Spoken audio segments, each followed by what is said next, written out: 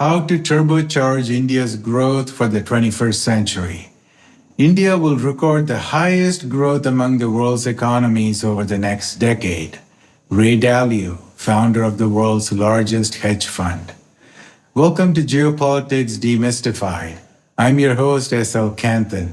We bring in perspectives you do not see or hear in the mainstream media. Please make sure to like the video and subscribe to the channel. India is a land of contradictions. There are numerous billionaires and millionaires. The middle class is growing rapidly.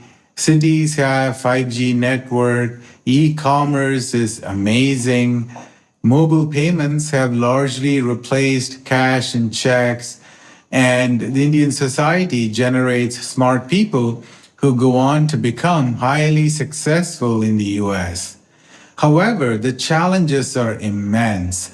India is still classified as a lower middle income country by the World Bank, and India's GDP per capita is only $2,500, making it 130th in the world.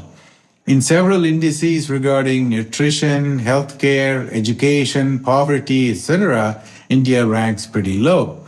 And there are severe environmental problems with scarcity of water, pollution of air, etc. The silver lining in the cloud is that there are several factors that can propel India forward at great speed. For one, India's demographics favor productivity and growth.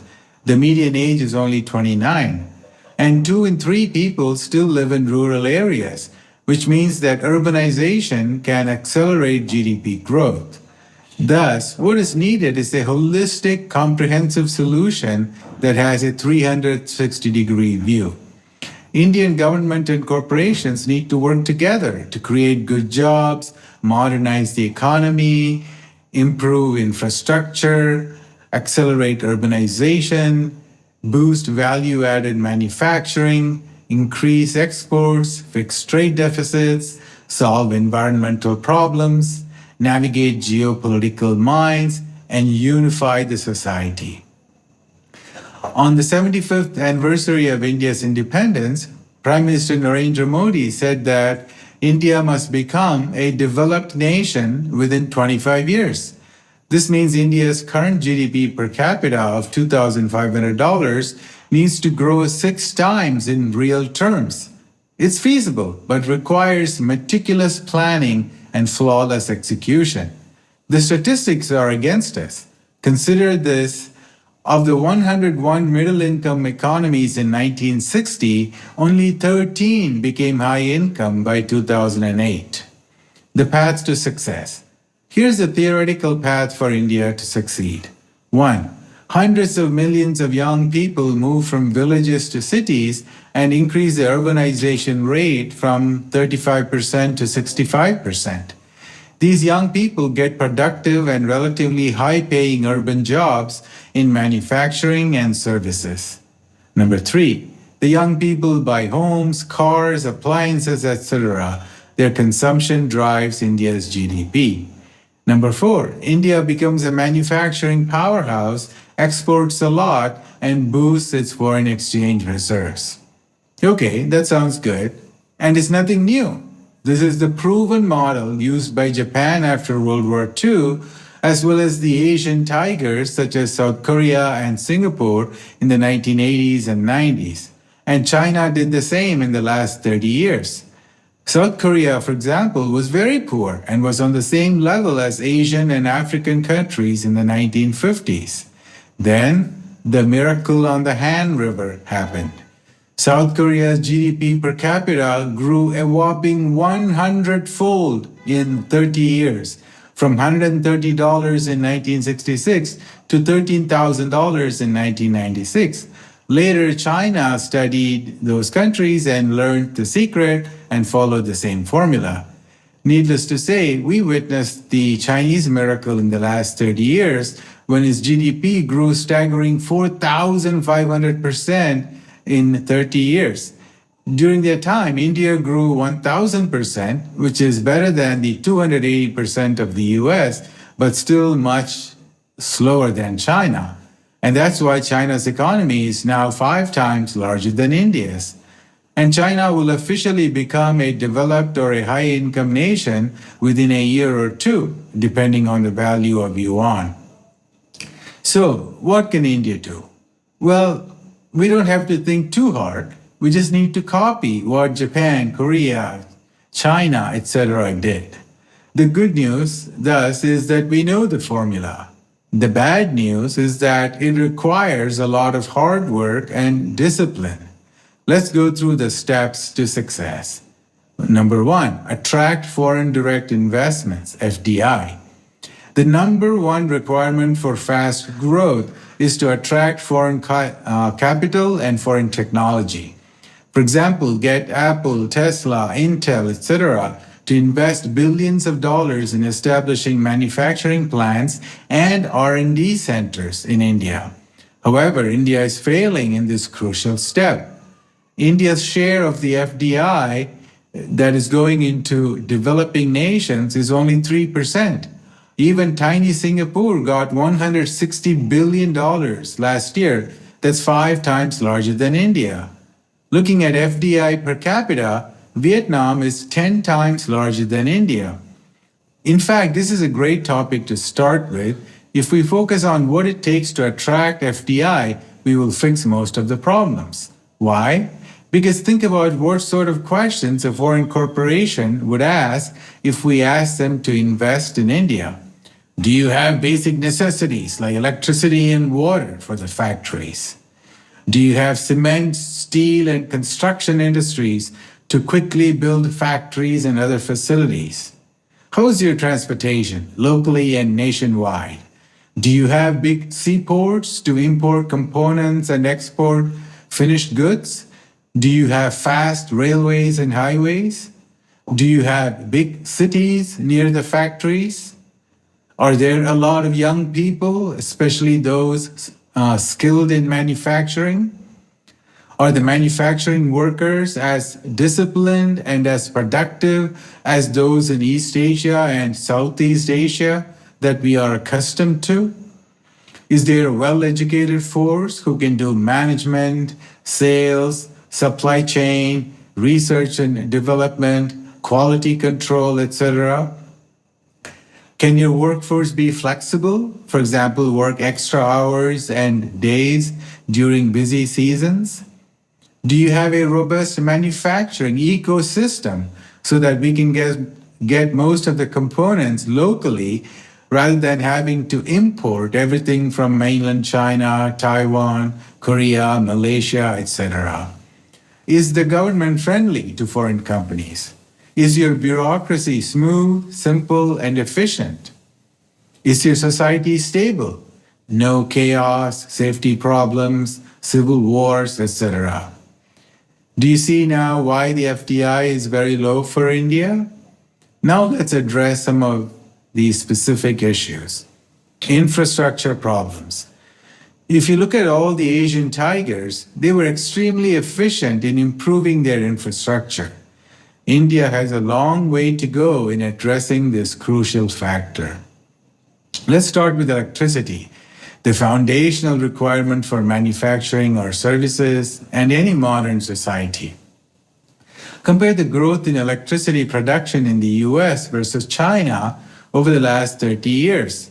In 1993, the US was 2x China. In 2023, China became 4x the US. Comparing to India, China is 5x larger, pretty much the same as the GDP ratio.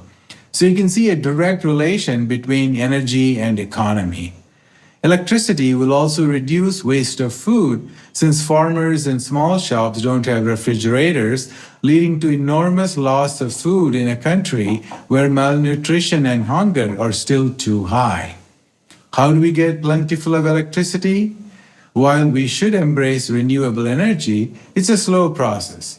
For now, the focus should be to build plenty of clean coal power plants.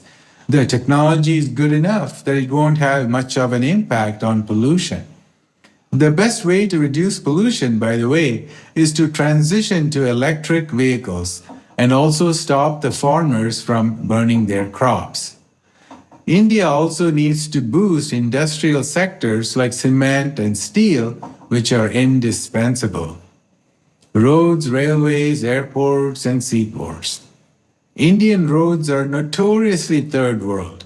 Potholes everywhere, roads without lanes, traffic lights or rules, and congested traffic with extremely slow speed. How much time do people waste on commuting to work every day? Fixing the city roads alone will increase India's GDP by a few percentage points every year. Similarly, India needs fast and efficient railways, airports, and seaports to increase GDP, manufacturing, and exports. The average speed of a freight train in India is only 25 kilometers per hour. Not acceptable. All this will take trillions of dollars of investments over the next decade.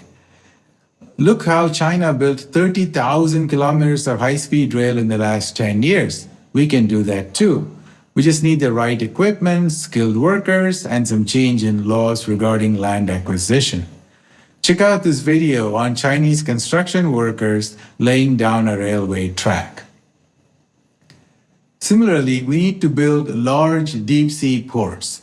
This should not be hard, considering India is a peninsula surrounded by waters. Remember that there is an entire ocean named after India, which used to have the world's most powerful navy once upon a time. Speed and scale. Too many things work very slow in India. People have no sense of urgency for whatever reason. For example, in Bangalore, where I live, it took 11 years to build 56 kilometers of metro. That should have been done in 1 year. Similarly, while Vande Bharat trains are wonderful, they represent only 1% of the trains. We should set specific goals, such as making 50% of the trains into Vande Bharat by, say, 2035. And we should not accept empty promises. Look at manufacturing. India's share of the global market has remained at around 3% for a long time. And the number of two-wheelers and passenger cars has grown very little over the last decade. That's in terms of manufacturing. Modernization. One more thing. India needs to modernize its manufacturing, which lacks automation, robots, and sophisticated factories. India needs to embrace the fourth industrial revolution. India also needs to modernize its agriculture, where the productivity is abysmal. In the staple food of rice, India's yield per hectare is half that of Japan, Vietnam, and China. Overall, China produces 4 times as much food as India. The agricultural output is $1.5 trillion to $400 billion. This is astonishing given that China has 23% less arable land and 70 million fewer farmers. India needs to use better seeds and fertilizer, greenhouses, and consolidate to create larger farms that can employ tractors, drones, and modern technologies. Urbanization. If you want to build factories, you must have thriving cities. This is the concept of urbanization. And India's urbanization rate is 36%, much lower than the global average of 57%. Consider South Korea, which increased its urbanization from 36% to staggering 82% in just 30 years, between 1960 and 1990. Of course, moving hundreds of millions of Indians from villages to cities requires a lot of work, building countless number of apartment buildings, new transportation systems, and hundreds of other things that needed to grow cities. This can also be an opportunity to build world-class cities that do not have the problems of most Indian cities, which lack proper planning, centralized water purification, pipelines for water and gas, garbage disposal, robust electrical system, sewage system, parks, libraries, museums, theater, etc. Technology and IP.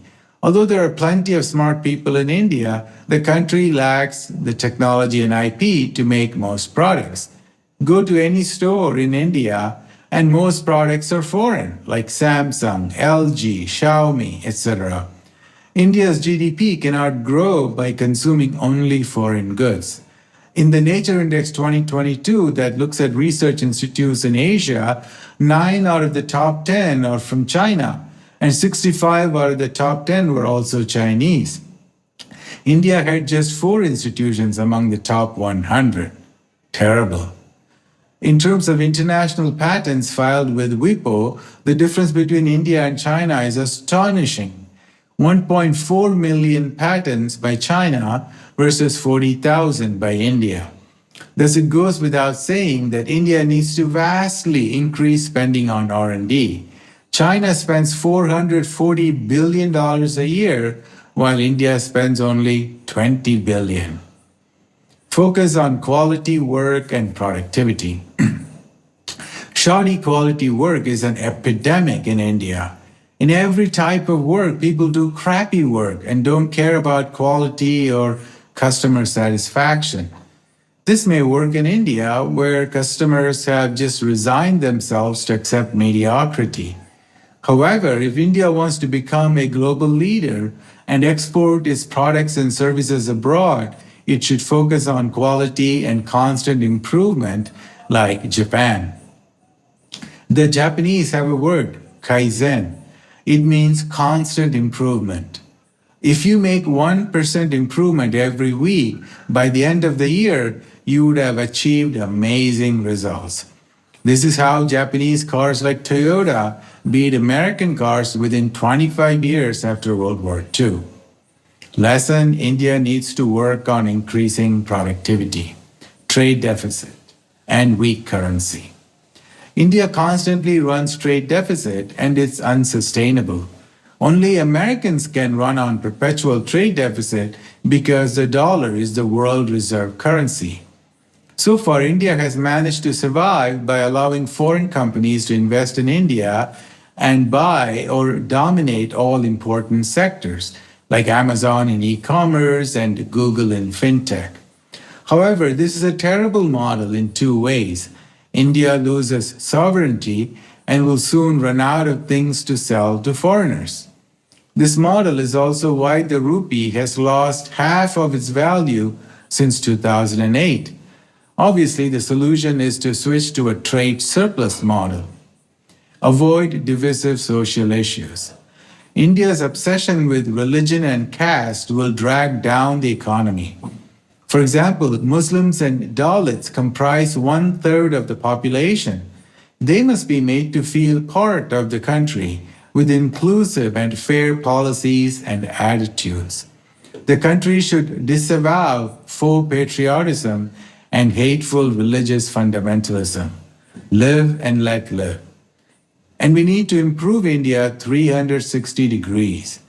India needs to improve in all areas. You cannot become a global power without a complete development in all areas. Make the country beautiful and inviting for tourists. Raise the standards in all areas: environment, infrastructure, health, education, jobs, economy, and so on. Indians need to acknowledge the problems and set concrete goals rather than exaggerating our accomplishments and patting themselves on the back. Consider that India ranks 101 out of 116 countries in the Global Hunger Index. It ranks at the very bottom, 180 out of 180 in Environment Performance Index. As for water, 70% of the tap water is contaminated. India ranks 120 in Water Quality Index.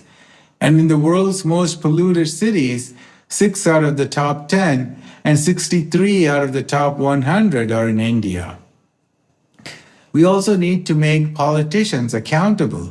Every city should have a website, a mobile app, and links to contact politicians and bureaucrats who are in charge of the area. People should be able to file complaints that are visible to everyone else. Every town and service should be rated by its people, just like we do for restaurants online. And we need smart geopolitics. India should learn from China on how to work with adversaries. While China is now saber-rattling a bit, It encouraged huge investments and technology transfer from Japan and Taiwan for many decades. The Chinese government lured many top Japanese and Taiwanese scientists and engineers to develop entire industries in China. Similarly, Indians should encourage and demand Chinese firms to open up joint venture projects in India. And India can use China to build high-speed rail and other projects rapidly. Postpone the geopolitical struggles and border wars for a few decades. Conclusion. It's once-in-a-lifetime chance for India.